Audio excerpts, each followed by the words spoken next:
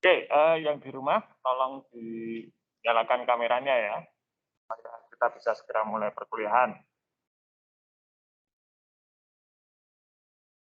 Baik, sebelum kita lanjutkan ke materi, ya, saya ingin membahas sedikit mengenai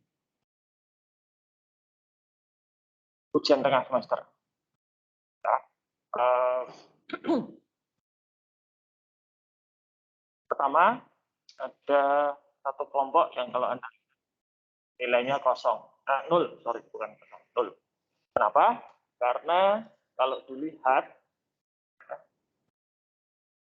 ini, saya panduan, pedoman saya itu ini, ada yang tidak mengumpulkan. Nah ini, bukan ini, sorry. Ini Bang.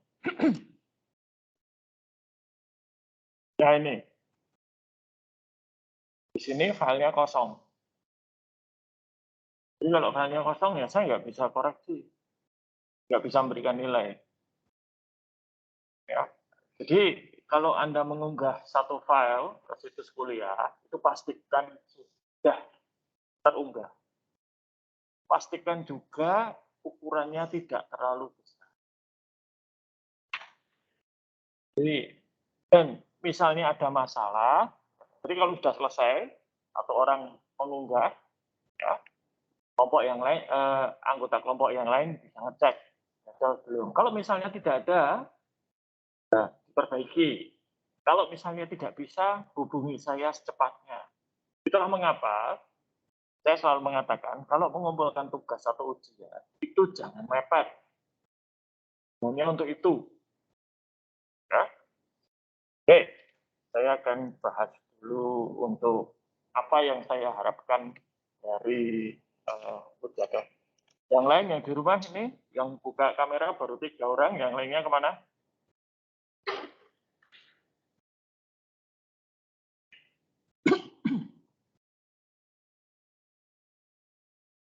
Oke. Nah, satu hal ya, yang kalian lihat itu, yang kalian pakai untuk ujian tengah semester itu berasal dari satu perusahaan yang benar-benar ada.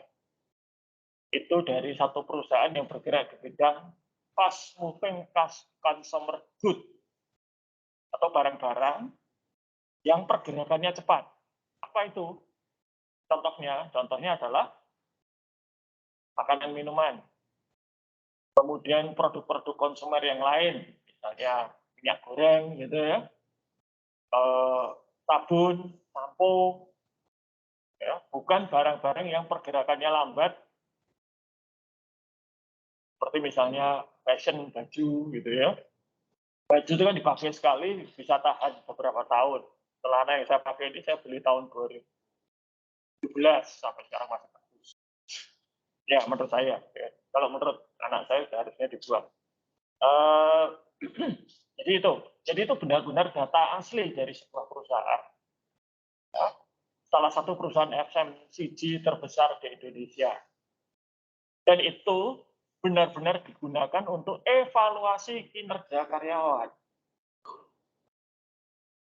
Maka kalau kalian mengerjakan ujian tengah semester dengan bahan itu ya itu yang benar-benar terjadi, itulah yang dilakukan oleh perusahaan tersebut untuk mengevaluasi karyawannya. Nah, sebagian besar dari 2 kelas SIA yang saya ampu itu memiliki kesimpulan yang sama. Ya. Dan saya terus terang tidak begitu peduli terhadap kesimpulan tersebut. Karena apa? Karena pada prakteknya itu tidak ada satu jawaban pun yang bisa dikatakan paling benar.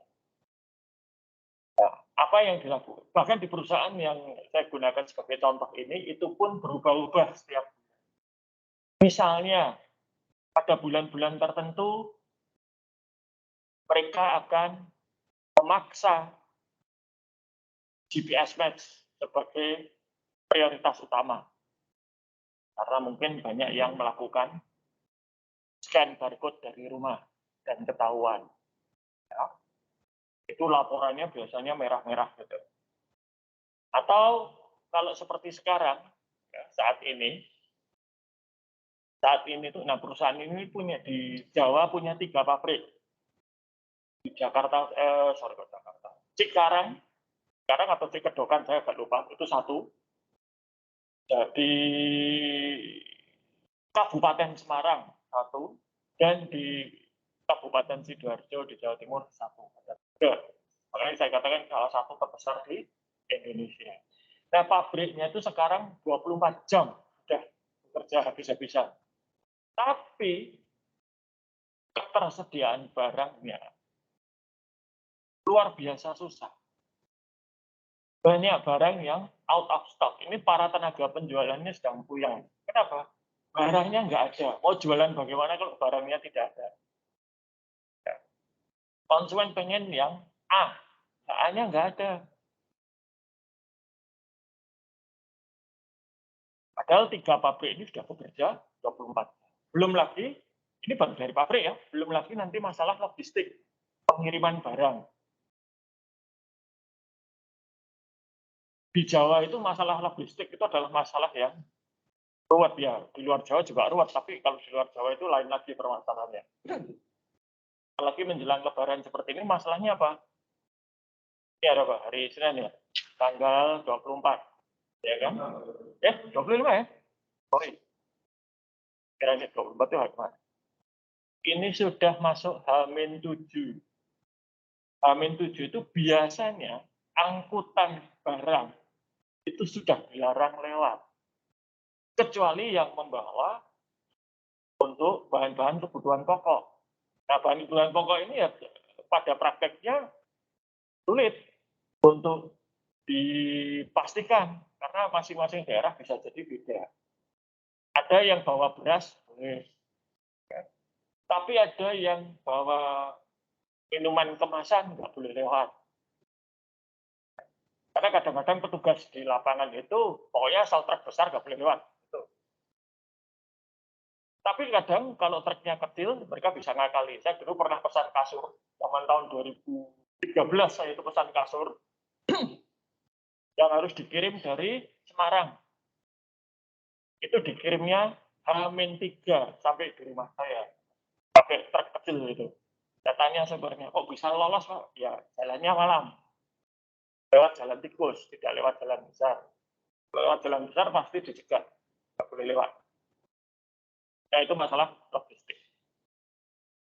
Oke, nah kalau pada saat ini dengan ya terus terang saat ini semua tenaga penjualan itu sudah melebihi target.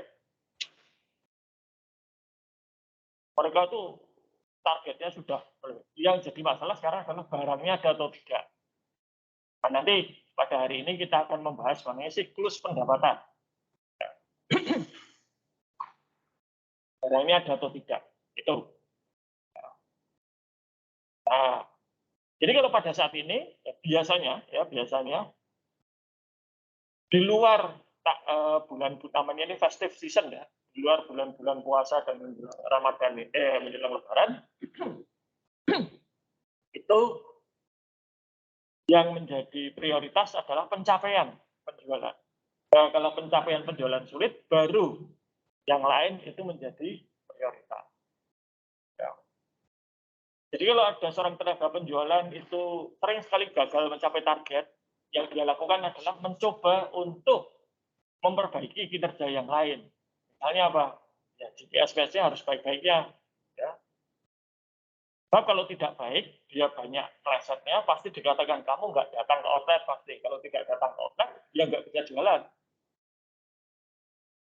Indonesia itu unik. Perusahaan yang sama di Australia itu kalau jualan hanya lewat telepon. Konsumen ditelepon, nanti pesan dikirim. Di Indonesia nggak bisa itu, pernah dicoba. Bahkan di Jakarta sekalipun gagal. Tidak bisa, harus didatangi. Oke. Nah, jadi kalau dari 4 file itu diminta untuk dianalisis dan menyampaikan atau menemukan pegawai yang terbaik atau terburuk, pertama harus ditetapkan dulu Dari keempat kriteria itu, bobotnya bagaimana? Sama atau tidak? Sebagai tenaga penjualan, tentunya pencapaian penjualan itu bobotnya tertinggi, harusnya. Pencapaian target itu harusnya tertinggi. Kemudian order itu juga tertinggi. Berapa banyak outlet yang produktif 60 dan 120 itu. Itu nomor 2. Berikutnya, kemudian apa? Mungkin baru GPS match dan lain-lain. Nah, kalau prioritas tertinggi, mungkin baik kalau diberi bobot nilai yang tinggi, misalnya 50%. Nah, seperti Anda, kalau Anda lihat pada hasil lagi, ya, untuk nilai itu kan ada ujian 50, tugas 50, gitu kan. Berarti saya menganggap tugas dan ujian itu sama bobotnya. Tapi tugas itu apanya?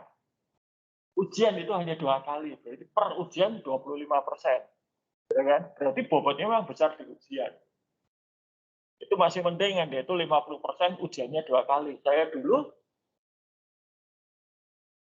tidak di Atmajaya ya, itu ujian itu bobotnya 60% dan hanya 1 kali, yaitu ujian akhir semester. Gagal di ujian akhir semester ya selamat tinggal.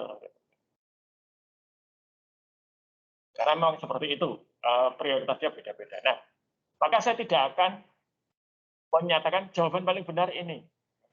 Yang Anda lakukan di semua kelas itu saya lihat adalah semua file itu bobotnya sama, dianggap sama. Ya, kemudian hasilnya di total muncullah 2 orang, 1 terbaik dan 1 terburuk, dan kebetulan kalau saya lihat kesimpulannya hampir semua sama. Ya, ya. Itu tidak jadi masalah. Itu betul, karena saya memang tidak memberikan parameter apapun. Dan Anda terserah Anda. Karena ya aslinya dalam praktek yang namanya data analis itu ya seringnya seperti itu. Si pengguna informasi itu sering sekali tidak tahu apa yang dilakukan. Ya, atau mereka kadang tidak tahu, terutama untuk sifat-sifat yang data informasi atau laporan yang sifatnya ad hoc, yang sewaktu-waktu, tidak yang rutin. Kalau rutinnya ya sudah jelas. Oke, itu untuk ujian tengah semester. Ya. Jadi ujian tengah semester Anda itu berdasarkan data yang sesungguhnya dan praktek yang sesungguhnya. Sayangnya saya tidak boleh menyebutkan personnya atau perusahaannya. Kalau iya itu nanti tanggapan orangnya mungkin bisa saya undang ke sini untuk menjelaskan pada Anda apa yang dia lakukan. Gitu ya. Oke. Ada pertanyaan mengenai ujian tengah semester, baik yang di rumah maupun di kelas?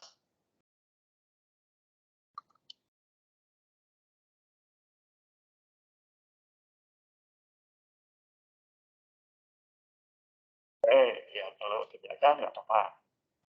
Nah, hari ini kita akan mulai bicara mengenai siklus pengolahan transaksi.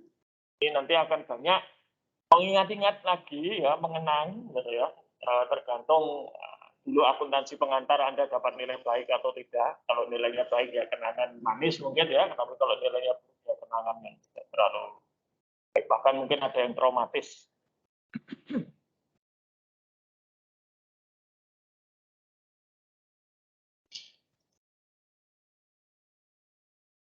Oke. Yang di rumah bisa melihat ini? Bisa, Pak. Bisa, Pak. Ya, jadi kita akan mulai dari siklus pendapatan. Siklus pendapatan ini adalah aktivitas-aktivitas di mana perusahaan itu berusaha untuk memperoleh pendapatan. Nah, umumnya apa? Aktivitas yang berlaku untuk memperoleh pendapatan ya umumnya berasal dari kegiatan operasional, yaitu apa? Penjualan. Bisa nggak dapat pendapatan dari suatu perusahaan itu memperoleh pendapatan dari yang bisa? Misalnya dari bunga bank. Kalau punya uang yang dititipkan di bank, mungkin perusahaan itu menanamkan sebagian uangnya ke instrumen investasi, maka mungkin dapat dividen kah atau dapat bunga obligasi atau apapun. Tapi biasanya perusahaan itu memperoleh pendapatan dari penjualan. Ya, maka itu yang akan kita bahas. Karena penjualan ini sifatnya rutin. Nah, penjualan itu juga macam-macam. Kalau perusahaan manufaktur dan perusahaan dagang yang dijual barang. Kalau perusahaan jasa yang dijual tentunya jasanya. Mungkin jasa cleaning service, mungkin jasa keamanan, mungkin jasa reparasi mesin, komputer, kayak mobil, mungkin jasa mengecat gedung, jasa arsitek. Ada juga yang jualannya itu adalah produk-produk keuangan, tabungan, pinjaman, gitu ya. Nah, mungkin namanya bukan penjualan, tetapi esensinya sebenarnya itu adalah upaya untuk menghasilkan pendapatan. Maka di sini siklus pendapatan itu dimulai dari aktivitas penjualan dan nanti diakhiri dengan penerimaan uang kas, uang tunai sebagai pembayaran untuk penjualan. Nah, di sini kita mengambil sudut pandang si perusahaan ini sebagai penjual.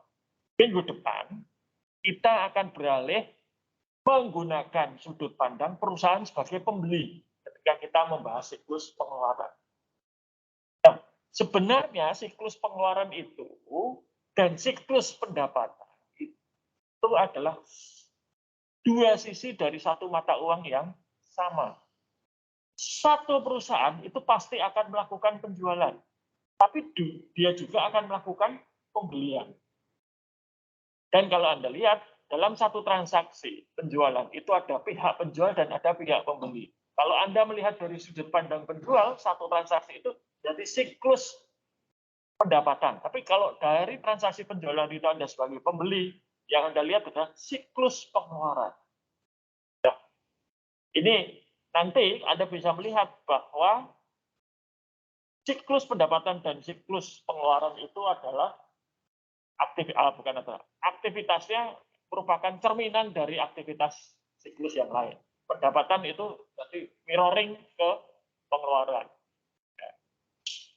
Jadi sebenarnya melihat hal yang sama tapi dari sudut pandang yang berbeda. Oke, kita lanjutkan.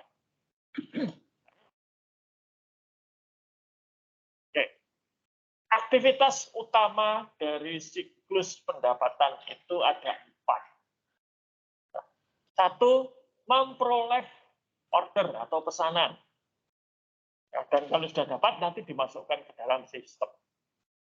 2, pengiriman barang. Ini tentunya kalau yang dijual itu berupa barang. Kalau yang dijual itu jasa, ya nanti jasanya ditunaikan, dilaksanakan. 3, itu penagihan. 4, penerimaan kas. Yang nanti akan disampaikan itu adalah aktivitas-aktivitas dengan asumsi penjualannya kredit. Artinya, transaksi penjualan dan pembayarannya itu atau penerimaan kasnya terjadi pada waktu yang berbeda. Nah, kalau penjualan tunai apakah yang terjadi? Apakah keempat aktivitas ini tidak terjadi? Terjadi. Hanya saja waktunya sangat berdekatan, terutama pada entry, billing, dan cash collection. Kalau pengiriman barangnya mungkin bisa berbeda hari, tergantung barangnya atau tidak. Misalnya, Anda nanti setelah kuliah ini cari sarapan ya, di satu rumah makan atau warung. Ya. Ada pesan kan? Si, remes, dan teh panas atau kopi. Anda melakukan apa aktivitas pemesanan. Dan makanan yang Anda pesan itu entah dimasak dulu, entah sudah tersedia tinggal diambil dan dirangkai dalam satu piring gitu ya, disajikan pada Anda. Apa itu? Shipping. Dan kemudian setelah Anda menikmati makanan tersebut, atau bahkan sebelum menikmati makanan tersebut, Anda ditagih semuanya 15.000 misalnya. Ya kan? Billing. tagihan. Dan kemudian Anda menyerahkan uang untuk pembayaran. Cash collection. Jadi kalau tunai itu semua terjadi. Hanya jeda waktu antar aktivitas itu sangat dekat. Mungkin kurang dari 10 menit. Tapi kalau itu kredit, terutama antara ini dan order dan penerimaan atau pembayaran uang, itu jaraknya bisa berbeda hari, bahkan mungkin minggu. Oke, nanti kita lihat satu persatu.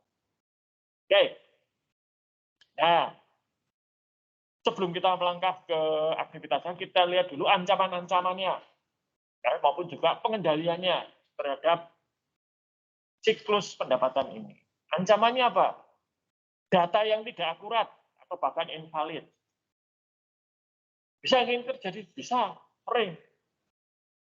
Siapa yang pernah ke warung makan, pesannya mie goreng, datangnya cacai? Terjadi ya? Tidak pesan es teh, tiba-tiba dapat es teh. Masih mending kalau ditolak tiba-tiba diminum, baru setelah itu sadar, loh, tapi nggak pesan ini. Gitu ya. Bisa jadi. Atau, ini kalau Anda pesan antar, ya, barangnya entah kemana. Nggak sampai-sampai. Gitu kan.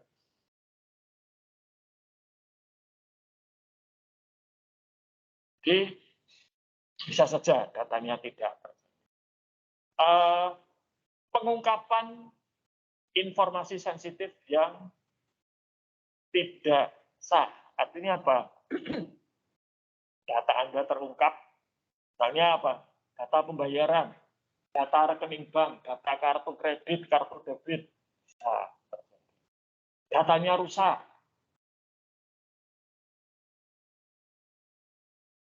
Ya pernah itu, ya, pesan satu barang, sudah saya masih pakai tertulis gitu ya, kirim, kok lama nggak ada kabar, saya telepon penjual, nah, kapan ngirimnya gitu kan, dan ternyata surat pesanan saya itu hilang, bisa terjadi.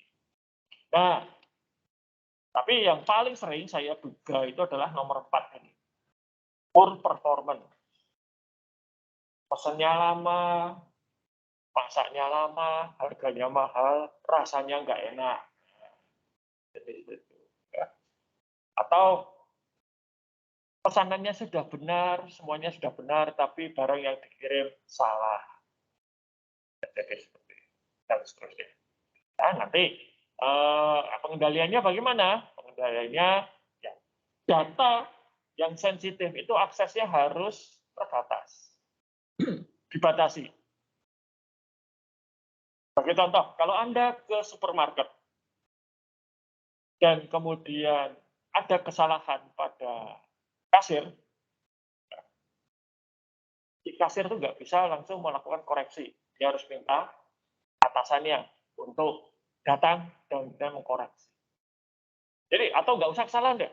Misalnya Anda bawa 20 bungkus mie instan, tapi setelah lihat dompet, waduh kalau 20 nggak cukup, 10 saja, gitu kan. Padahal sudah dimasukkan ke mesin. Bagaimana? Ya, bisa dihapus. Ya, diubah datanya dari yang 20 menjadi 10, tapi harus panggil atasannya. Di kasir itu tidak bisa. Di bank, kalau Anda datang ke teller, saya tarik tunai, di atas jumlah tertentu, tidak bisa langsung dilayani oleh teller. Teller harus memanggil supervisornya, minta otorisasi, supaya apa? Transaksi itu bisa diteruskan. Dan begitu seterusnya. Ya. Oke. Oke, nah kita lihat sekarang langkah-langkah untuk sales order entry. Nomor 1, ya tentunya adalah mendapatkan pesanan dari konsumen. Nah, ini ada satu bidang khusus di manajemen mengenai bagaimana caranya supaya konsumen itu pesan, yaitu manajemen pemasaran. Pemasaran itu adalah nomor 1, mencari tahu apa yang dibutuhkan atau diinginkan oleh para calon konsumen. Kedua, Kalau sudah tahu apa yang diinginkan atau dibeli, bagaimana caranya supaya konsumen itu menginginkan atau membutuhkan barang kita? Atau bagaimana cara kita memenuhi kebutuhan dan keinginan mereka? Kalau nggak ingin dan nggak butuh, ya bagaimana caranya supaya dibuat menjadi ingin dan butuh? Ya, oke. Kalau saya ngomong gitu nanti dimarahi orang-orang marketing. Ya di sini saja ngomong. Oke. Nah, order ini harus disampaikan secara formal. Kalau Anda datang ke restoran atau ke toko, Anda harus mengungkapkan, saya mau pesan ini. Kalau Anda hanya diam saja, nggak akan bisa. Nah, orang-orang di toko atau restoran tersebut bukan paranormal yang bisa membaca pikiran orang lain. Maka itu harus diungkapkan. Dalam bisnis, terutama antara satu perusahaan dengan perusahaan yang lain, pesanan itu dituangkan dalam satu dokumen yang disebut sebagai order penjualan atau sales order. Nah, tadi saya katakan di awal, siklus pendapatan dan pengeluaran itu sebetulnya banyak aktivitasnya yang sama, hanya dilihat dari sudut pandang yang berbeda. Salah satunya yang sama itu adalah ini, dokumen order ini. Nah, dokumen order ini kalau dilihat dari siklus pendapatan namanya order penjualan, karena kita menjual. Kalau nanti dilihat dari siklus pengeluaran namanya adalah purchase dari siklus pengeluaran ya, purchase order atau PO. Nah, dalam prakteknya di Indonesia setidaknya itu yang sering atau umum dipakai adalah PO, purchase order. Si penjual maupun pembeli akan mengatakan PO, purchase order. Ya, nanti kadang-kadang judul dokumennya sales order, kadang purchase order, apapun, tapi Anda tahu esensinya sama. Oke. Nah, kalau sudah ada order, nanti kemudian ada proses untuk ngecek status kredit, terutama kalau si konsumen ini ingin membeli secara kredit. Dicek dulu, ya boleh nggak beli secara kredit, gitu kan? Kalau nggak boleh, ya sudah, berarti harus cash. Nah, ini kadang-kadang nggak di prakteknya itu tidak mulus dan lancar. Sering sekali ya, seorang konsumen itu punya fasilitas kredit, katakanlah 100 juta, tapi sudah terpakai 90 juta. Padahal dia pengen, wah ini kan lebaran ya, menjelang lebaran, ordernya, pesanan dari konsumen akhir itu banyak, maka dia harus pesan lebih banyak. Tapi kreditnya tinggal 10 juta. Lalu bagaimana? Nah, ini macam-macam kebijakan yang bisa diambil. Kalau konsumen ini riwayatnya bagus, tidak pernah nunggak, bayar tepat waktu, kalau order jumlahnya besar, sudah setia lama menjadi pelanggan, ada kemungkinan bisa dimintakan kenaikan batas kredit sementara. 1 bulan ini aja deh, ya, menjelang Idul Fitri. Kenapa ordernya naik, Pak? Luar biasa. Oke, yang tadinya 100 juta dinaikkan jadi 150 misalnya. Angkanya macam-macam. Tapi juga ada cara yang lain. Itu apa? Berapa toh? Kredit yang terpakai 90 juta. Pengen pesan berapa? 20 juta. Oke, kalau gitu setor 10 juta dulu. Supaya apa? Batas kreditnya tetap 100 kan? Yang terpakai 90, kalau dibayar 10 juta, berapa yang terpakai jadinya? 80. Nah, tapi ini menimbulkan keruwetan tersendiri. Karena nanti, ini pemisahan tugas dan wewenang ya, yang menerima pembayaran itu bukan bagian penjualan. Ada bagian tersendiri, nanti kita bahas. Nah, sering kali ini saya sering melihat dalam praktek, ya, di konsumen ini pengen beli, batas kreditnya kurang, lalu oleh tenaga kerja, udah deh, Bapak atau Ibu bayar dulu deh utangnya yang kemarin, meskipun belum jatuh tempo ya. dibayar. Masalahnya pembayarannya itu dilakukan akhir pekan. Kalau di bank itu Anda transfer kapanpun bisa masuk, gitu kan? Tapi masalahnya itu dicatat di jurnal piutang dagangnya kapan, ya kan? Nah, orang akuntansinya atau yang menangani piutang dagang libur. Ini sering terjadi, sehingga baru nunggu Senin. Misalnya. Senin pun mungkin nanti agak siang atau sore itu baru bisa terproses. Kenapa mesti banyak? Oke, ya. Jadi hidup itu kadang memang tidak lurus, tidak hitam putih gitu ya. Ada banyak abu-abunya. Oke. Lalu lihat ketersediaan barangnya, ada atau enggak? Di gudang ada atau tidak? Kadang di gudang ada, tapi itu sudah dipesan oleh orang lain. Ini kemarin itu terjadi dengan mobil saya itu sudah cukup tua. Lalu minggu yang lalu, 2 minggu yang lalu itu dipakai istri saya untuk rally gitu ya, di daerah perbukitan Menoreh sana. Setelah dipakai istri saya, kalau saya pakai kok ada suara kotak-kotak gitu. Ternyata shock breaker belakangnya lepas, ini apa? Covernya, tutupnya, bukan shock breakernya sih baik-baik saja. Dia lepas kan? Dia kalau dipakai dia naik turun menggentam gitu. Jadi suaranya kotak-kotak. Gitu. Saya telepon bengkel. Punya nggak nih covernya gitu. Ada Pak. Ada 2 ini di gudang. Wah saya udah. Tapi udah dipesan orang lain. Nah, saya nggak bisa. Udah dipesan orang lain.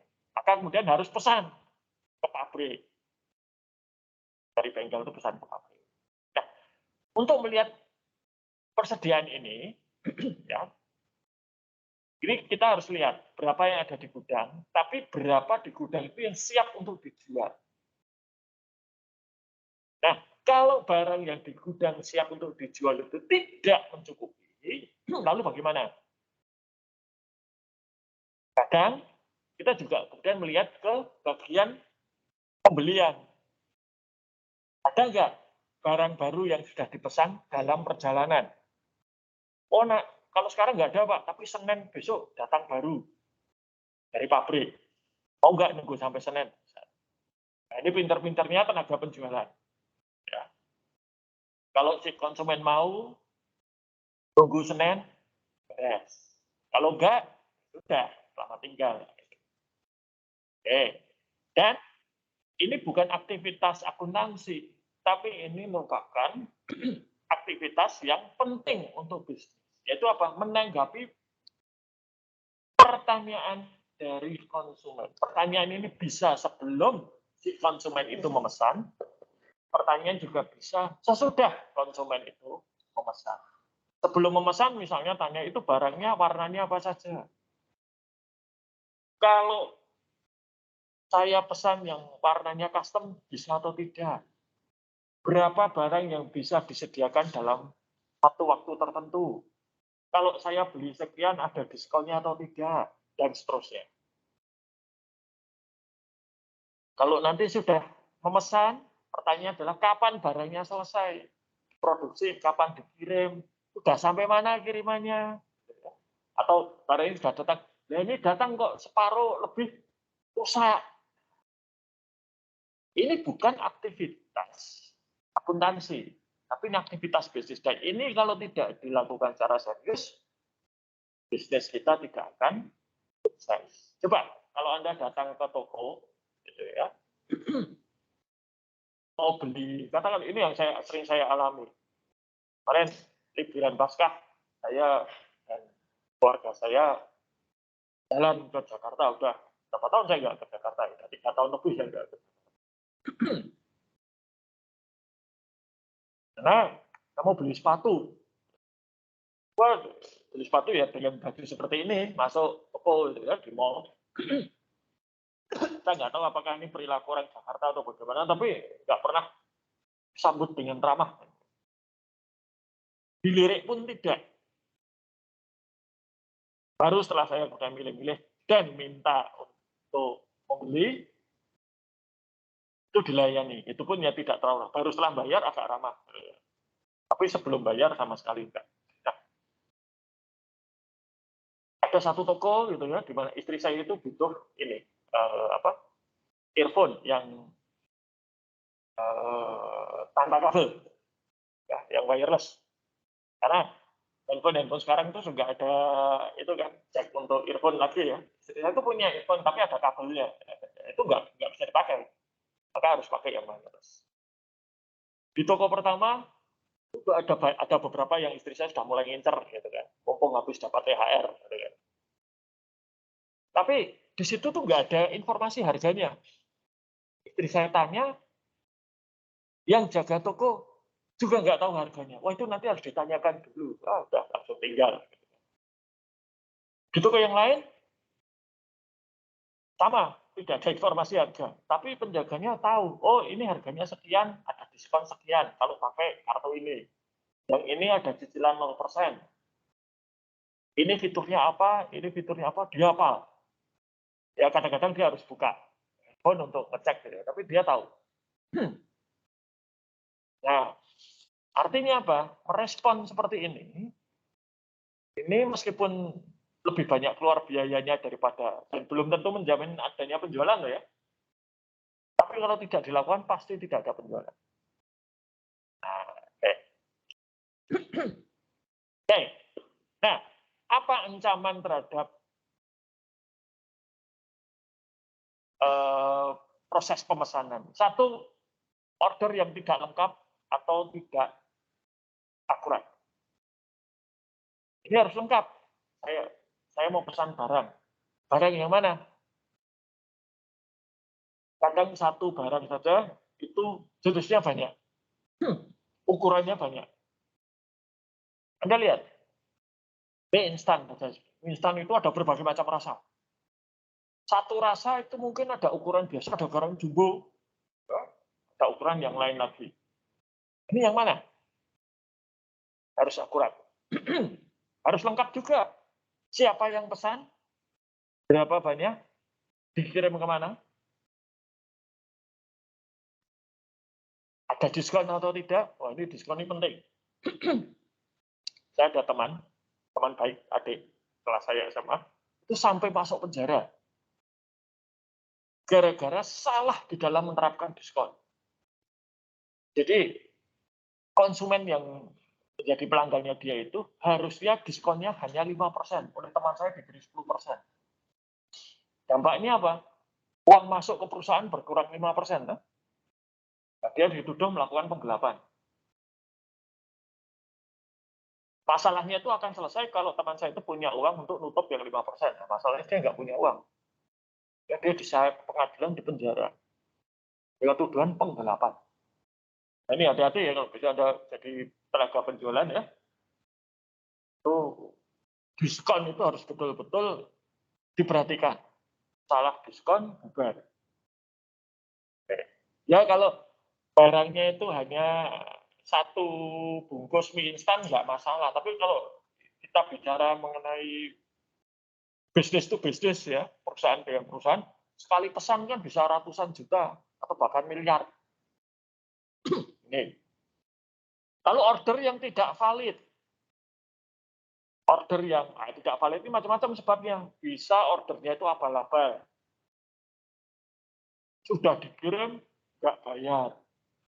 Barangnya dibawa lari, bisa jadi seperti itu. Lalu piutang yang tidak tertagih, nggak mampu bayar. Sering tidak terjadi, sering. Dan ini merupakan hal yang cukup menjadi masalah bagi tenaga penjualan. Karena apa? Lah dulu yang jualan siapa ini? Kok sampai nggak bisa? Nah ingat tadi ada kredit kan? Ya, sering itu. Istri saya itu tenaga penjualan. Dia sering mengalami konsumennya itu bangkrut. Kalau bangkrut suruh ngapain? Nggak mungkin kan? Pernah istri saya itu konsumennya bangkrut, nggak mampu bayar. Apa yang terjadi? Anak buahnya kemudian menyita barang dagangan dari toko tersebut. Jadi tiba-tiba di rumah saya itu banyak snack gitu ya, lalu minuman dalam kemasan gelas plastik gitu ya, yang saya nggak tahu, saya kira istri saya pesan untuk pesta atau apa, ini ada apa itu kok tiba-tiba, oh ada arisan atau bagaimana gitu ya. Enggak, ternyata itu barang sitaan ya. Kemudian di situ. Bahkan ada tabung gas biru itu loh. Kok sejak kapan jualan gas? Saya bilang, ya ternyata itu barang sitaan. Eh, ada banyak cara supaya piutang itu tidak macet. Pertama tentunya selektif di dalam memberikan fasilitas kredit. Tidak boleh sembarangan. Kedua, ini yang kemudian dilakukan perusahaan istri saya. Sebelum si konsumen ini menjadi pelanggan tetap dan mendapat fasilitas kredit, si konsumen ini harus menanamkan sejumlah uang di bank sebagai jaminan. Misalnya, atas kreditnya berapa? 200 juta. Oke, berarti dia menanamkan uang di bank sebesar 200 juta. Dan ini tidak boleh dicairkan sendiri. Jadi dibuat perjanjian di bank bahwa yang mencairkan nanti harus dua belah pihak. Perusahaan tempat istri saya bekerja dan di konsumen. Jadi nggak bisa si konsumen ini mudah mencairkan sendiri uangnya, nggak boleh. Harus dibuatkan akun khusus untuk itu. Dan di bank banyak ya, bisa. Ya. Pakai cek atau apa, dan ceknya dipegang oleh perusahaan tempat istri saya bekerja. Jadi kalau dia nggak bisa bayar, ceknya dicairkan. Nah, kuncinya kemudian apa? Kuncinya kalau menjual pada dia secara kredit tidak boleh melebihi batas kreditnya itu. Sebab kalau melebihi, ya nanti selebihnya dari katakanlah 200 juta nggak bisa terbayar. Tuh. Ya. Yang berikutnya, kekurangan persediaan atau kelebihan persediaan. Ini dua-duanya jelek. Kalau persediaannya kekurangan, kehabisan, nggak bisa jualan. Tapi kalau kelebihan, ini juga lebih parah lagi. Barangnya nganggur di gudang. Berarti apa? Kita keluar biaya untuk memelihara barang di gudang. Ya kan? Gudangnya harus dijaga, terutama kalau itu makanan minuman, dibuat supaya barangnya nggak rusak. Dan barang itu semakin lama disimpan, biasanya nilainya bagaimana? Menurun. Bahkan pada satu titik, jadi tidak bisa dijual lagi. Ada apa yang mau makan mie instan yang sudah 10 tahun disimpan? Nah, nggak ada. Kah? Barang yang terlalu lama disimpan itu tidak baik. Maka kebanyakan perusahaan itu berusaha supaya perputaran persediaannya itu cepat. Ya, beda industri, beda ukuran ya. Kalau makanan minuman mungkin hitungannya minggu atau bulan lah.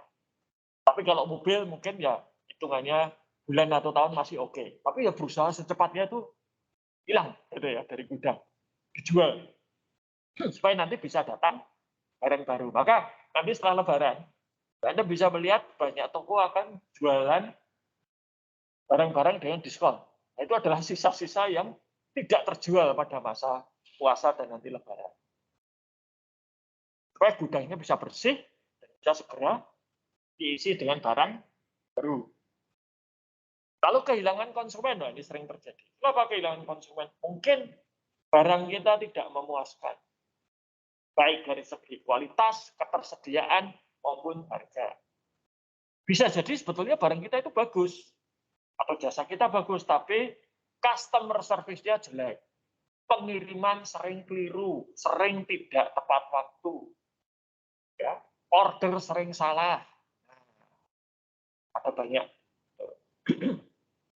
Maka, ya, bagaimana pengendaliannya? Satu, untuk order entry ini sebisa mungkin konsumen sendiri yang melakukan. Ya. Seperti di beberapa restoran itu kan kadang sudah tersedia formulir pesanan ya, atau nota si konsumen sendiri yang nulis, ya kan? Atau kalau itu dicatat oleh pelayan, pelayan akan mengulang pesanan. Nah, kalau itu secara elektronik, online, pencet, konsumen yang memencet kan, yang memilih. Maka bisa, dan itu saya sering sekali terjadi. Pernah suatu malam, itu saya pulang dari luar kota, pengen nasi goreng yang pedas. Gitu. Oh ya, saya pencetkan dari satu rumah makan. Nah, begitu datang, masih panas gitu, masih hangat lah. Gitu ya, saya berikan silakan makan. Ya, begitu dibuka mie goreng. Saya udah hampir emosi ya, restoran gimana? Tapi setelah saya buka aplikasi, oh ternyata saya yang keliru bangsa. Jadi sebisa mungkin itu atau sebagian besar konsumen yang memilih dan mengisi pesanan ini. Atau kalau itu dilakukan oleh tenaga penjualan, ya harus ada konfirmasi. Biasanya kalau ordernya itu dalam jumlah besar, ya nanti konsumen itu diminta tanda tangan di surat pesanan atau pakai elektronik yang besar. Jadi mereka ngecek dan tanda tangan. Nah, tanda tangan itu secara legal hukum itu sudah merupakan tanda yang tidak terbantahkan bahwa konsumen setuju itulah pesanan. Kalau nanti ada sesuatu yang berbeda, konsumen nggak boleh protes. Ya. Nih, jadi ini tanda tangan. Nanti ada saya akan sampaikan di agak akhir nanti cara-cara nakal ya, yang sering dilakukan terhadap penjualan. Lalu kredit limit. Pertama, kalau kredit limitnya itu sudah melebihi batas, ini perlu perlakuan khusus. Tadi bisa ditolak, ya, nggak boleh melewati. Bisa juga dilunasi dulu baru pesan. Tapi yang biasa itu nggak boleh ditanya. Kemudian, piutang tidak tertagih. Ini perlu untuk dicek. Piutang tidak tertagih itu tanda bahaya. Maka Anda sudah pernah diajari belum analisa umur piutang? Berapa piutang yang belum jatuh tempo, berapa piutang yang sudah jatuh tempo, berapa piutang yang sudah sekian hari atau sekian minggu melewati jatuh tempo. Nah, itu penting.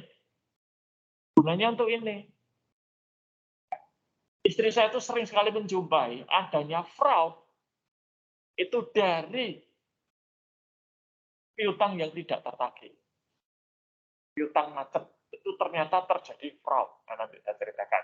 Tapi ini, apapun penyebabnya, piutang tidak tertagih itu masalah.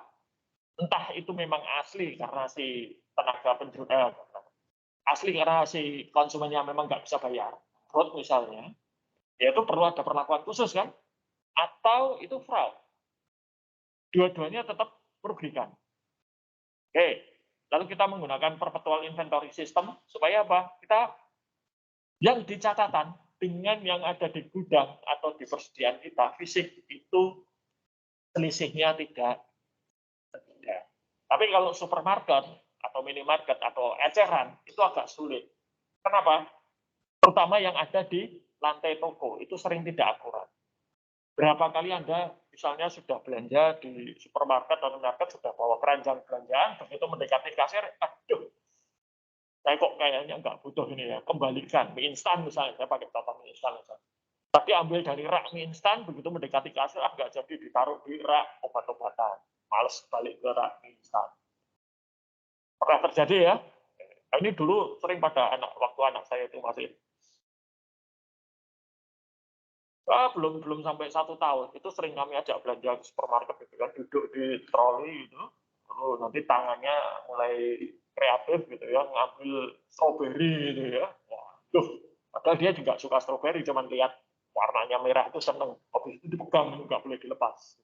Nah, nanti menjelang kasir, saya minta, ini dibayar dulu, ini ya, bayar, saya oper ke istri saya mengembalikan. Nah, makanya kalau yang di supermarket itu sering ada selisih, ya, antara yang tercatat dengan fisik itu karena seperti itu. Atau kejadian yang lain adalah apa? Kasir salah di dalam menghitung barang. Misalnya, ini yang sering terjadi proses di Indonesia saya amati ya. Karena berbeda kalau di Australia misalnya. Di Australia itu kasir akan scan barang satu persatu. Misalnya mie instan rasa ayam bawang 10 ya satu-satu di scan. Kalau di Indonesia bagaimana? Scan satu lalu dihitung. Berapa kalikan 10. Nah, ngitungnya kan bisa keliru. Bisa terlalu banyak, kurang. Dan di situ nggak ada mekanisme pengendalian. Tidak ada orang yang ngecek bener kasirnya ini, tadi yang dihitung berapa, yang dibayar berapa, kan nggak ada. Ya kasirnya itu sendiri dan konsumennya. Teman saya itu pernah, zaman Transmart Makbuwo ini masih yang namanya makro. Itu untuk grosiran gitu ya. Teman saya itu pengusaha Warmindo. Dia beli satu kardus mie instan. Karena dia orangnya itu orang baik, dia bantu kasirnya itu untuk menata barang. Nah, dia keliru menerap kardusnya itu keliru, tidak diletakkan di sisi, jadi ini mesinnya itu ya, kan di scan gini. Nah, tidak diletakkan di sini, tapi diletakkan di sini. Kasir melihat, oh, udah bisa saya scan. Begitu sampai rumah dia tuh, saya beli itu 5 kardus, kok yang di sini ada 6. Ya dia bahagia gitu ya, lumayan 1 kardus. Kasirnya juga nggak akan dihukum, karena apa? Ya nggak ada yang ngecek, yang di scan itu berapa harusnya gitu kan. Maka kalau toko eceran seperti supermarket, minimarket itu kerap terjadi antara catatan dengan yang ada di lantai toko itu secara fisik beda jumlah. Karena itu tadi. Ya. Tapi kalau bukan eceran, seharusnya itu tidak terjadi. Terutama kalau catatan penjualannya rapi. Lalu ini untuk mempercepat pakai barcode gitu ya. Atau kalau Anda sudah lihat Amazon Go kemarin ya, nah itu lebih bagus lagi. Ya, lebih cepat. Lalu dari waktu ke waktu ya harus ada ini stock of none istilahnya, pencatatan secara fisik. Cek, maka beberapa minimarket itu sering sekali kalau pagi hari harusnya buka, mereka masih tutup. Kenapa? Stock of none, ngecek benar. Ya karena itu tadi ada kemungkinan kesalahan kecil-kecil di mana kesalahan itu akan menyebabkan antara catatan dan fisik ada yang hilang. Oke, lalu ini terkait dengan ini kelebihan maupun kekurangan persediaan itu kita harus memperkuat di bagian estimasi atau prediksi penjualan. Kita prediksi besok Mei penjualannya 10 juta. Berarti ya kira-kira barang yang harus disiapkan sekitar itu. Nah, masalahnya sekarang adalah prediksinya akurat atau tidak. Di banyak perusahaan besar sekarang, untuk penjualan itu mereka sudah menggunakan yang namanya machine learning. Di tempat istri saya bekerja juga sudah menggunakan machine learning. Lalu saya tanya ke istri saya, machine learning-nya gimana? Oh, sekarang akurat. Dan ternyata akurat. Jadi, kesalahannya, tingkat kesalahannya itu jauh lebih kecil daripada dulu ketika prediksi atau forecast-nya itu masih dilakukan manual. Jadi dengan bantuan teknologi machine learning ini, forecast ini menjadi lebih akurat. Nah, akhirnya kadang-kadang sering terjadi prediksi oleh komputer itu akan sangat akurat jika tidak ada peristiwa luar biasa. Nah, sekarang ini, saya kemarin mendengar dari Astra gitu ya. Astra itu juga sama kasusnya. Mereka sekarang kerja 24 jam untuk menghasilkan mobil-mobil pesanan konsumen. Karena banyak konsumen yang pesan mobil dan harus sudah bisa diambil sebelum Lebaran. Artinya ya nanti kalau ada yang mau mudik gitu ya, harap memperhatikan bahwa lalu lintas jalan darat akan sangat padat. Karena teman saya di Astra mengatakan order mobil naik sampai 30%. Luar biasa loh naik 30% itu. Astra itu kemampuan untuk pabrik Toyotanya kalau saya tidak salah, itu setahun itu mereka bisa 200.000 mobil. Katakanlah bagi 12 ya, berapa itu? Bagi 12 kira-kira 20.000 lah katakan. Ya. Naik 30% dari 20.000. Berapa itu? 30. 6.000. Jadi nanti akan ada 26.000 mobil baru. Ini estimasi kasar ya. Itu baru dari Toyota loh ya. Yang Honda, Nissan, Mitsubishi, Mazda, Suzuki belum. Dan itu baru mobil, motor juga belum dihitung. Banyak yang nekat mudik naik motor ya. Belum yang naik bis, belum yang naik pesawat, kapal, dan lain sebagainya. Oke. Maka bisa dimaklumi mengapa sekarang pemerintah ketat yang mau mudik harus booster dulu gitu ya. Karena nanti ya pasti, wah kemarin saya pulang dari Jakarta itu antri di bandara udah kayak pasar. Itu nggak apa-apa. Nah ini, forecast ini penting di situ. Supaya apa? Ini tidak kekurangan tapi juga tidak berlebihan. Karena dua-duanya merugikan. Oke. Nah, oke, order sudah ya, sudah diterima dengan baik, pesanan sudah tahu, ya sudah dicek barangnya siap. Maka sekarang prosesnya adalah mengirim barang. Pertama tentunya barang yang akan dikirim itu diambil dulu dari gudang. Maka salinan pesanan dari pelanggan tadi, bagian informasinya dikirim ke gudang. Apa yang dikirim ke gudang informasinya? Barang apa saja yang dibutuhkan, berapa jumlahnya, dan dikirim kemana? Dokumen yang digunakan itu adalah picking ticket. Picking ticket ini adalah tiket untuk ambil barang. Karena barang keluar masuk gudang itu harus diawasi, ya, dicatat. Sehingga jumlah fisik persediaan di gudang itu tidak akan jauh berbeda dengan catatan persediaan. Oke. Jadi barang harus diambil dan dikemas untuk dikirim. Ya tergantung barangnya tentunya. Kalau mobil ya nggak mungkin dikemas gitu ya. Tapi setidaknya mobil itu harus siap untuk diambil, dipersiapkan untuk dikirim. Nah, kemudian setelah itu barangnya dikirim. Barang dikirim itu ada 2 dokumen yang nanti, yaitu pertama packing slip, ya isinya itu adalah ini, barangnya apa saja, dan bill of lading, ini adalah dokumen untuk pengiriman. Termasuk siapa yang bayar, dari mana asalnya, terutama kalau kiriman barang kita ini melewati batas negara. Karena nanti ada bea cukai dan segala macam. Oke. Ancamannya apa terhadap pengiriman ini? Satu, ya ambil barang yang keliru atau jumlahnya keliru. Pesan 4 dikirim 5. Pesannya celana yang dikirim baju. Pesan warna merah yang datang pink. Bisa jadi. Ya, pencurian persediaan di gudang. Maka tadi saya katakan, barang masuk dari gudang itu harus ada dokumennya. Keluar kenapa kok keluar? Akan dikirim. Berarti harus ada tadi buktinya, barang dari apa? Ada pesanan dari pelanggan ini. Berarti barang ini harus diambil dari gudang, disiapkan untuk dikirim. Ya, nanti minggu depan kita lihat bagaimana kalau barangnya datang ya dari supplier. Error di dalam pengiriman, ya, gagal kirim. Wah, ini pernah terjadi. Saya pesan GoFood ya, di aplikasi dinyatakan makanannya sudah sampai. Ya padahal saya nunggu di teras kelaparan gitu ya. Orangnya. Ternyata tidak sampai ke rumah saya.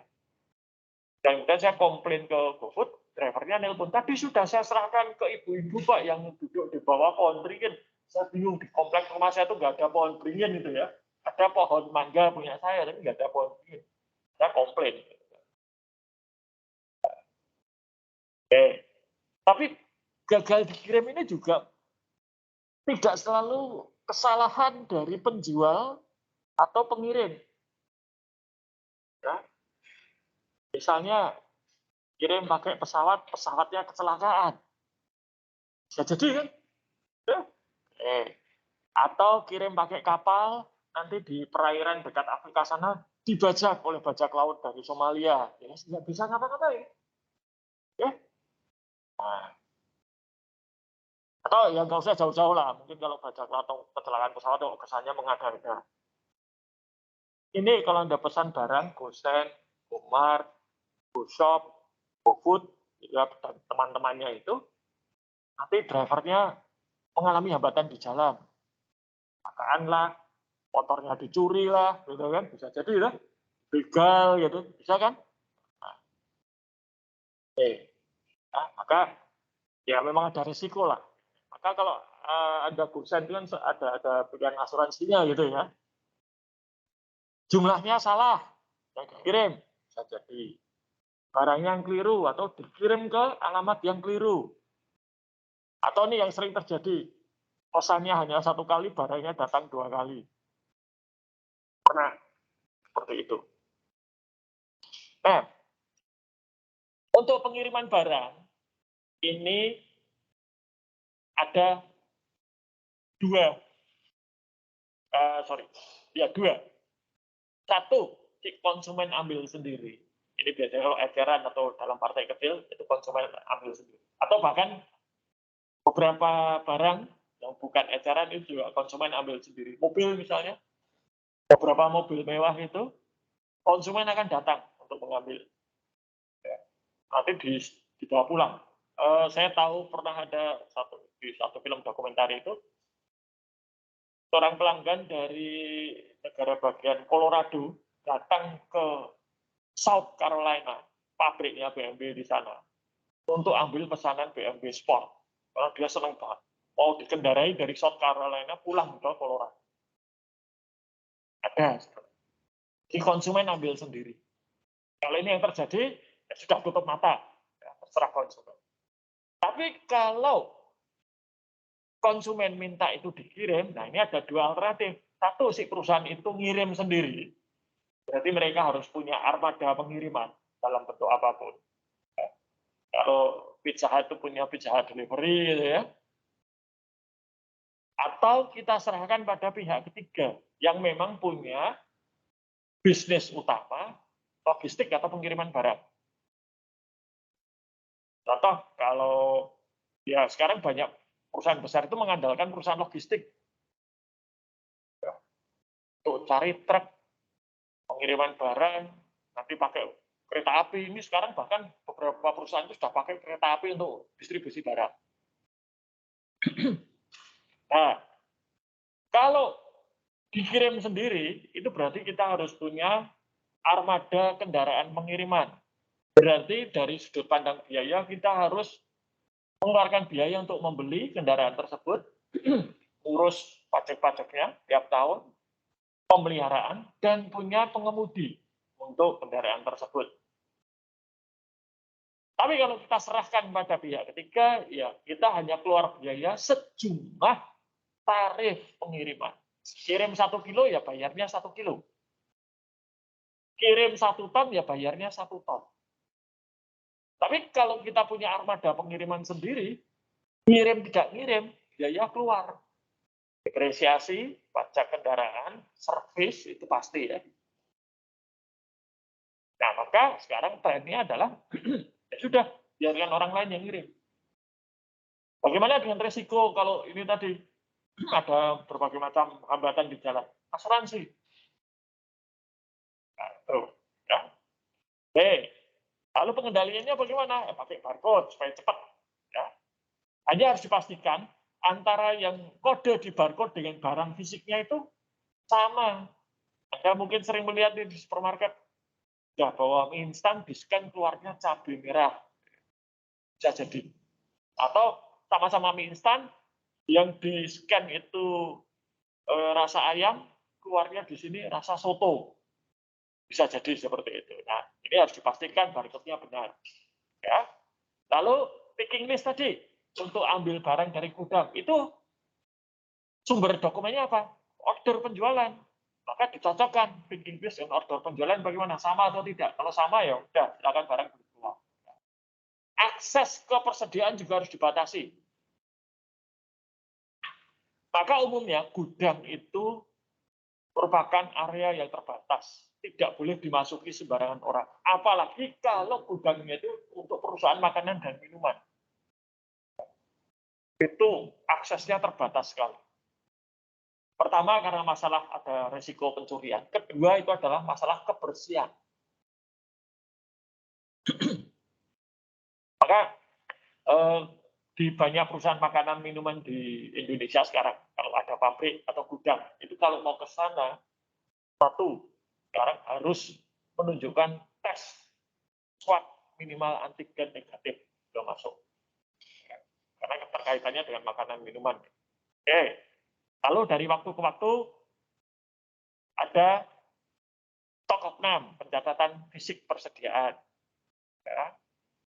Dan juga rekonsiliasi pengiriman barang dengan order penjualan. Ya, jadi semuanya harus sama ini. Yang dipesan, itulah yang diambil dari gudang, dan itulah yang nanti dikirim. Oke.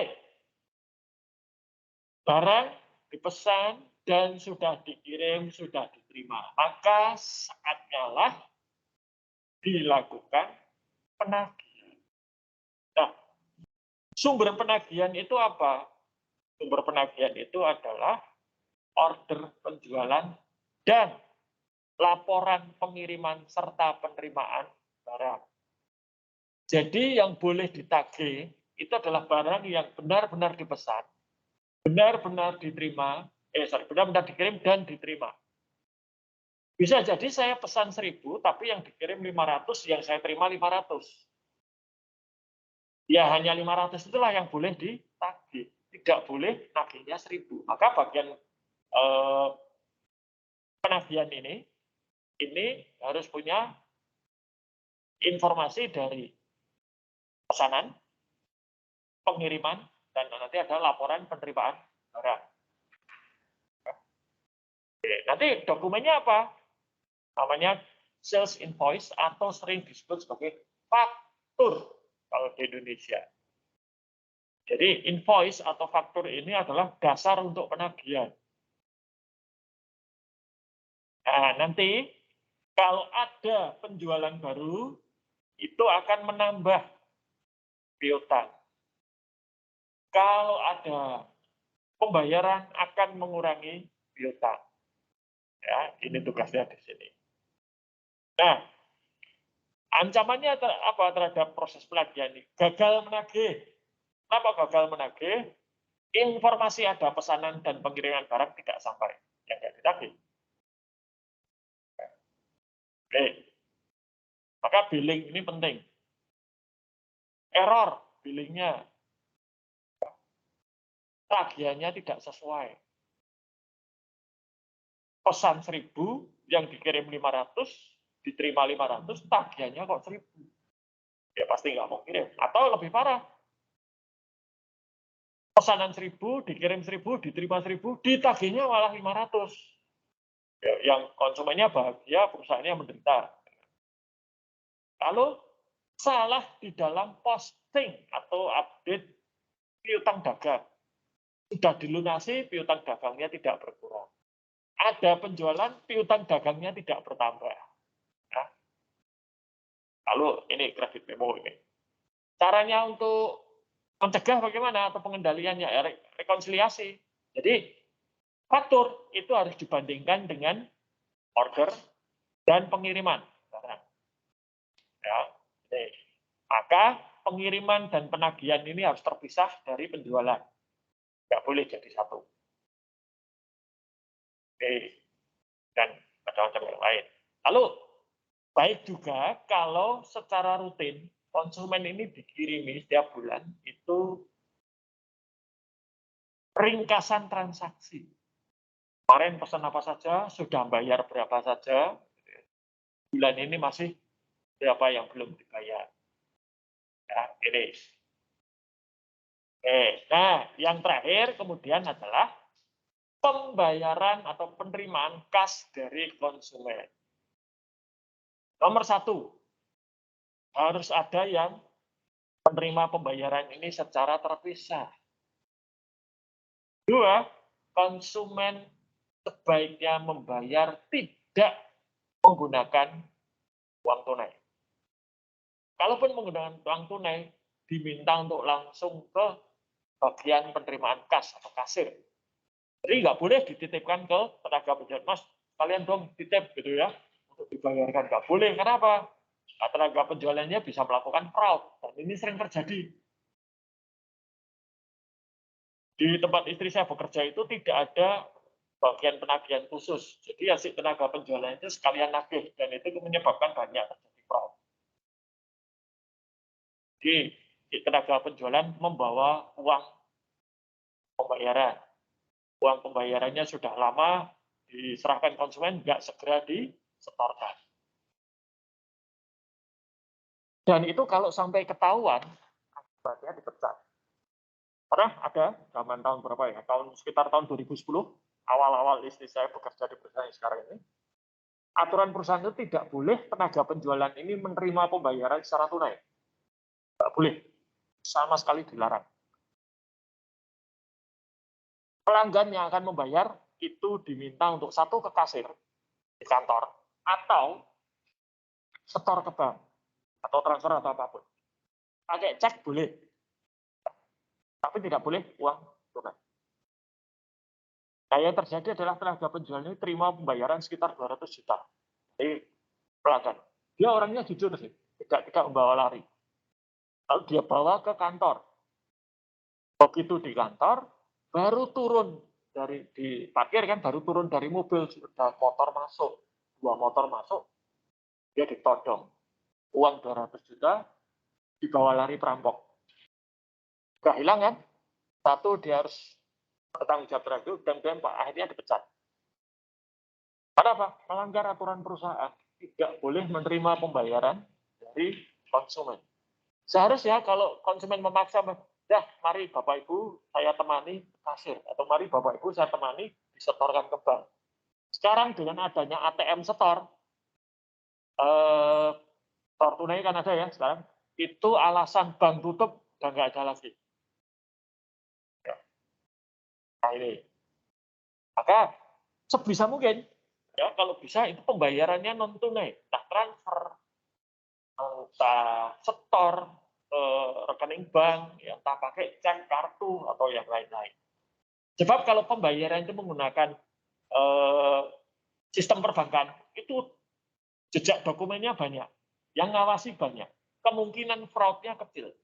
Kas itu resiko bawaannya tinggi, salah hitung, uang palsu, tercecer, rusak, atau bahkan yang sering terjadi uangnya sudah tidak berlaku.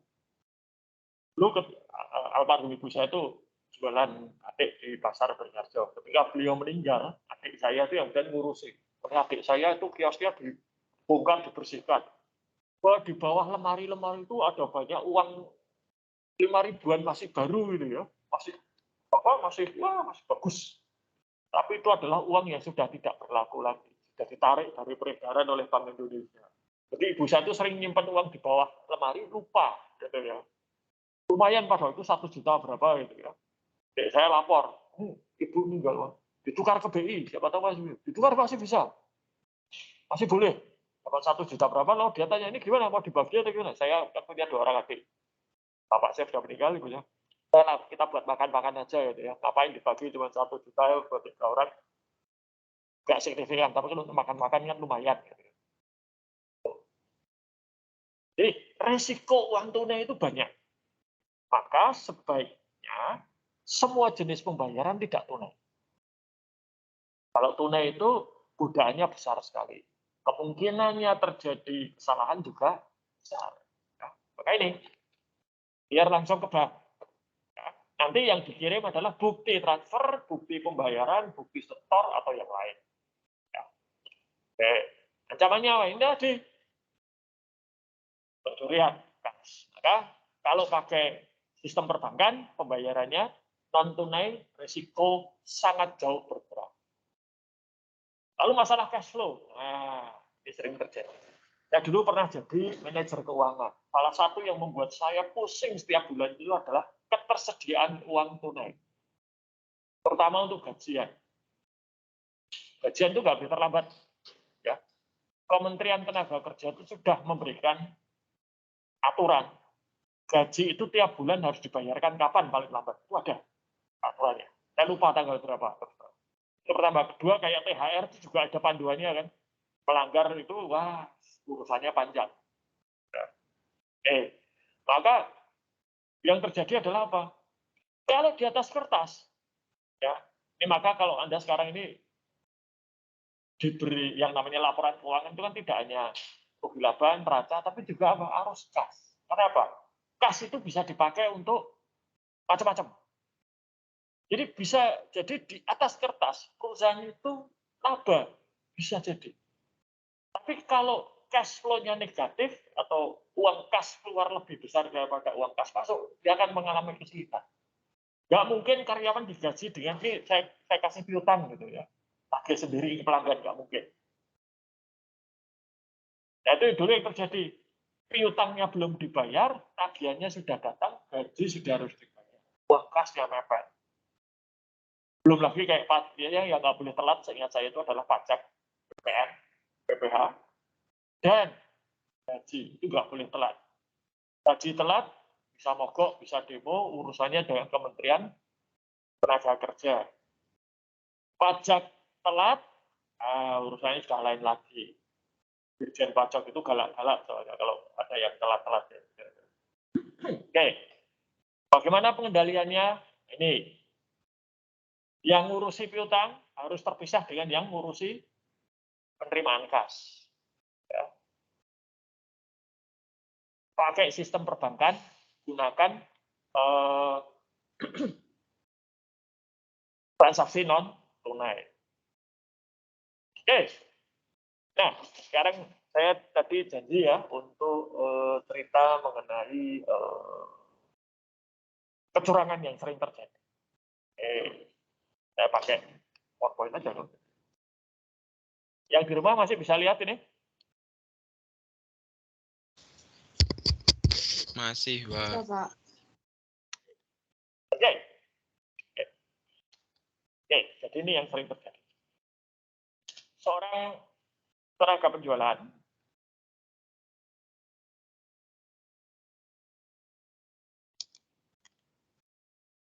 dapat. Ini kelihatan ya yang di rumah? Kelihatan dari? Kelihatan, Pak.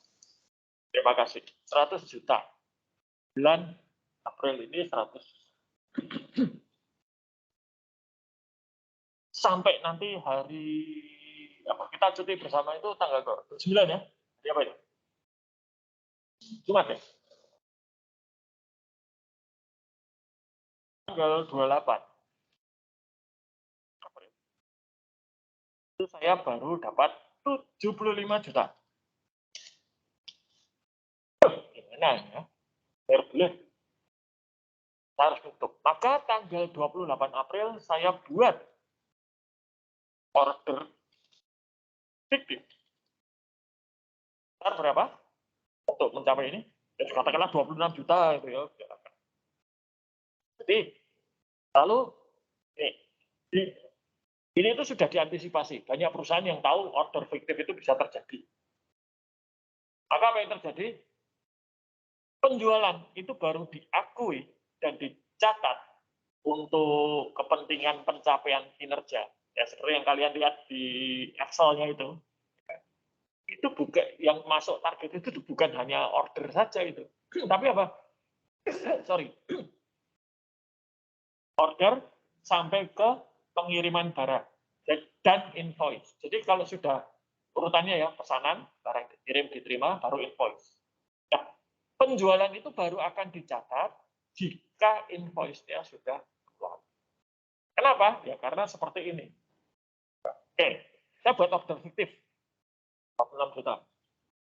Lalu barang harus kirim nih, harus keluar nih.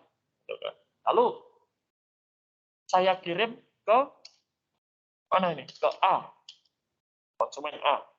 Tanggal 28 mereka tutup jam 5 toh, saya kirim jam 16.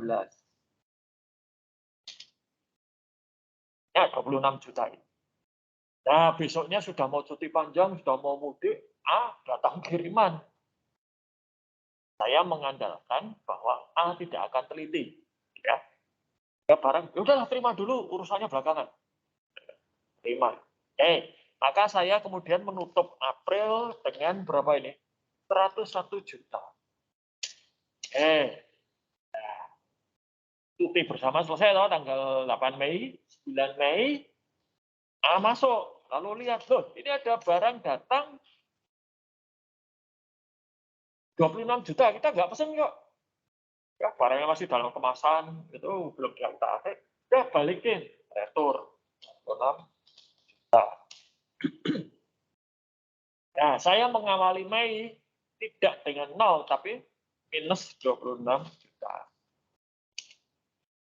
Ya, plus 26 juta, plus nanti targetnya berapa? Bulan. Katakanlah 100 juta lagi. Jadi, target saya Mei bukan 100 juta, tapi 100 juta plus retur 26. Tapi nggak apa-apa. Itu urusannya Mei besok. Yang penting April saya sudah tutup. Nah, ini sering terjadi seperti itu. Gunanya apa? Supaya capai target, membuat order fiktif.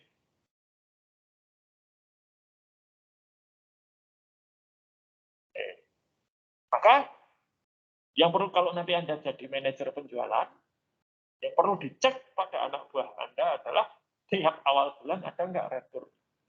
Ada retur-retur nggak? Kalau terlalu sering ada retur, cocokkan itu dengan penjualan di akhir bulan kemarin. Sama nggak? Kalau sama, itu berarti ini kasusnya. Oke, maka target penjualan itu baru dihitung, ya, pencapaian target itu baru dihitung kalau sudah terbit invoice. Itu untuk mengatasi seperti ini. Tapi kadang tenaga orang-orang penjualan itu juga tidak bodoh, ya. Mereka kemudian ngomong ke A, kita kan sudah lama nih, ya, punya hubungan yang baik. Oh, saya titip barang 26 juta.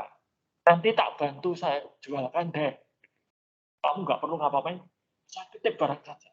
Nanti kalau datang kiriman, tanda tangan nih diterima. Benar, ya, tanggal 16 ini barang dikirim, terima oleh A, tanda tangan. Awal bulan Mei ada piutang kepada A, itu punya piutang pada kita 26 juta. Ya, tadi saya katakan, piutang tidak tertagih itu tanda-tanda apa ya di sini. A kan merasa berjasa. Saya itu membantu dengan cara apa? Menampung barang titipan. Lalu si tenaga penjualan tadi berusaha menjual yang 26 juta, nggak berhasil-berhasil. Kan pasarnya sedang jelek, ya, atau pandemi kemarin bisa terjadi. Nah, barangnya masih di gudangnya A. Nah, bagian piutang nagih ke A. Dia bilang, bayar dong, ini sudah jatuh tempo. Ayo, loh, bayar apa? Saya nggak punya piutang kok. Nah ini kiriman, itu bukan saya yang pesan. Itu si tenaga penjualanmu. Nah, itu sudah masuk kategorinya fraud. Maka harus hati. Nah, maka dilihat. Data dikatakan, piutang tidak tertagih. Ini harus dicek. Si konsumen ngaku nggak bahwa dia pesan dan menerima barang sejumlah yang ada di invoice. Kalau tidak ngaku, wah ini berarti tenaga penjualannya yang main-main. Panggil saja, dia suruh bertanggung jawab. Nah, itu bisa dikeluarkan. Tapi kalau si konsumennya ngaku, gitu, ya saya pesan, ya barangnya masih ada di tempat saya, ya itu urusannya beda. Kadang, ya jadi konsumen itu dengan konsumen itu tidak apa ya, tidak semudah di buku gitu ya. Ya harus bayar misalnya, iya. Sekarang kalau mereka nggak bisa jualan dalam kondisi pandemi seperti kemarin misalnya, lalu harus gimana? Kita tahu kondisinya seperti apa, mereka nggak bisa jualan. Lalu apa yang terjadi? Nah, biasanya kalau seperti itu, asal barangnya masih ada, belum kadaluarsa kalau makanan minuman, ya tarik saja barang. Dianggap saja ini penjualannya tidak pernah terjadi. Atau itu barangnya dijualkan, coba dibantu dijualkan. Ya, itu bisa. Maka tadi saya katakan, kadang di rumah saya tuh istri saya menyita beberapa barang yang pelanggannya tidak bisa melunasi piutang. Nah, Anda mungkin pernah mendengar yang namanya bangkrut, gitu ya. Bangkrut itu adalah terminologi legal, hukum. Jadi, seseorang yang punya usaha itu bisa mengajukan status bangkrut pada peradilan niaga. Bangkrut itu bukan selalu hal yang negatif ya. Kenapa dia mengajukan kebangkrutan? Bangkrut itu tidak berarti dia lalu tutup loh. Tidak. Tapi bangkrut itu adalah kondisi di mana si perusahaan ini atau pengusaha ini minta kepada pengadilan supaya para penagih utang itu berhenti dulu. Stop. Jangan ditagih dulu. Sebab apa? Mereka sedang berusaha untuk memperbaiki kondisi perusahaan. Kalau ditagih dan harus dibayar, uangnya keluar, nggak ada uang untuk usaha. Ya kan? Atau kalau mereka dapat pinjaman, nggak sempat dipakai usaha, sudah bayar utang lah. Ya, gali lubang, tutup lubang. Ya. Jadi maka kemudian mereka minta perlindungan dari pengadilan dalam bentuk kebangkrutan. Nah, nanti mereka pengadilan akan memerintahkan seseorang untuk ngawasi. Jadi satu perusahaan ini bisa bangkrut, tapi kalau mereka bisa memperbaiki diri, mereka bisa keluar dari status kebangkrutan. Begitu status kebangkrutannya dinyatakan keluar dari sana, sudah sehat lagi, utang bisa dibayar. Jadi sebenarnya bangkrut itu gunanya untuk itu. Tapi bisa jadi juga bangkrut kemudian tidak bisa bangkit lagi. Kalau seperti itu nanti apa yang terjadi? Dilikuidasi. Aset-aset yang tersisa dijual untuk kemudian dibayarkan. Nomor satu biasanya untuk pajak dan lain sebagainya dari pemerintah, dua baru kepada para supplier, tiga nanti karyawan yang gajinya belum dibayar, ya, terakhir pada para investor kalau ada. Ya, biasanya belum sampai investor sudah habis, baru sampai ke supplier mungkin sudah habis. Tuh. Jadi ya itu tenaga penjualan itu nakal-nakal seperti itu. Ada juga ini terutama kalau tidak ada pemisahan tugas dan pemenang. Yang menjual itu tidak boleh menagih dan tidak boleh menerima pembayaran. Tapi sering itu terjadi. Dengan alasan apa? Terlalu mahal kalau punya bagian billing dan penerimaan kas sendiri. Punya bagian penagihan sendiri itu terlalu mahal. Maka sudah fungsi nagih itu dan menerima pembayaran itu dijadikan satu dengan penjual. Itu bahaya. Bisa terjadi yang namanya lapping. Lapping itu bagaimana? Jadi saya nagih Pak Toto misalnya. Pak Toto bayar saya 100 juta. Uangnya 100 juta nggak saya setorkan. Saya pakai. Lalu saya ditagih, mana itu pembayarannya Pak Toto? Oh sebentar, saya nagih Bu Anas dulu. Bu Anas bayar 100 juta. Uang dari Bu Anas saya serahkan. Dari Pak Toto. Nah, nanti setelah berapa hari saya ditagih. Mana pelunasan piutangnya Bu Anas? Saya cari ke Bu Fitri, misalnya Bu Fitri saya tagih 100 juta, saya bayar ini dari Bu Anas. Jadi begitu terus, itu yang namanya lapping. Dan angkanya saya tadi buat bagus 100-100. Faktanya tidak seperti itu. Pak Toto 100 juta misalnya, tapi Bu Anas hanya 20 juta, Bu Fitri 30 juta. Jangan. Ya itu nanti gali lubang, tutup lubang, terakhir-terakhir ketahuan bahwa si tenaga penjualan pakai uang. Dan itu biasanya dipecat. Tapi faktanya memecat orang itu ya tidak mudah. Ya, beberapa anak buah istri saya ketahuan menggunakan uang seperti itu, tapi istri saya tidak langsung memecat. Kenapa? Istri saya minta si orang ini yang melakukan fraud, sebelum dipecat melunasi dulu utangnya. Ya, caranya bagaimana? Dia punya tanah nggak? Punya aset nggak? Dijual. Kalau nggak punya aset, nggak punya aset, pinjam koperasi. Tapi kemudian dia harus kerja sampai lunas. Ya, dan diawasi betul. Ya. Diawasi ketat supaya tidak melakukan fraud lagi. Nah, atau dia dipecat, kalau dipecat kan dapat pesangon, dihitung oleh istri saya, pesangonnya cukup nggak untuk tutup utang. Kalau nggak cukup ya tadi dipekerjakan dulu. Nah, tapi kalau cukup ya sudah dipecat saja. Nah, wrapping itu fraud. Itu pasti dipecat. Tinggal tunggu waktu. Oke, sampai di sini, baik yang di kelas atau di rumah, ada pertanyaan? Yang di rumah bagaimana?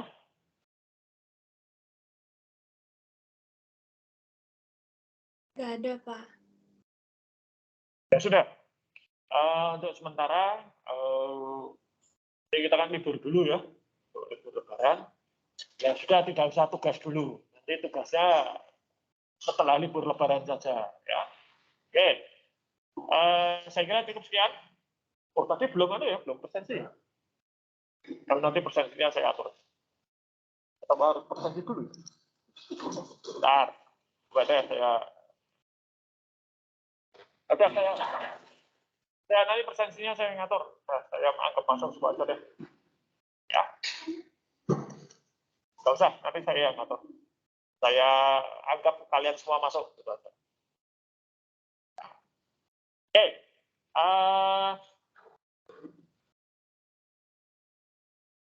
Itu saja.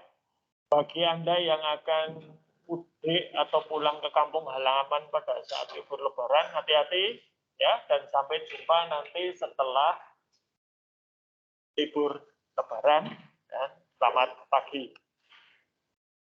Yang di rumah juga video ya. Pagi, Pak. Pagi, Pak. Pagi, Pak. Pagi. Terima kasih, Pak. Terima kasih, Pak. Ya, kalau mau pulang silakan. Kalau mau keluar silakan.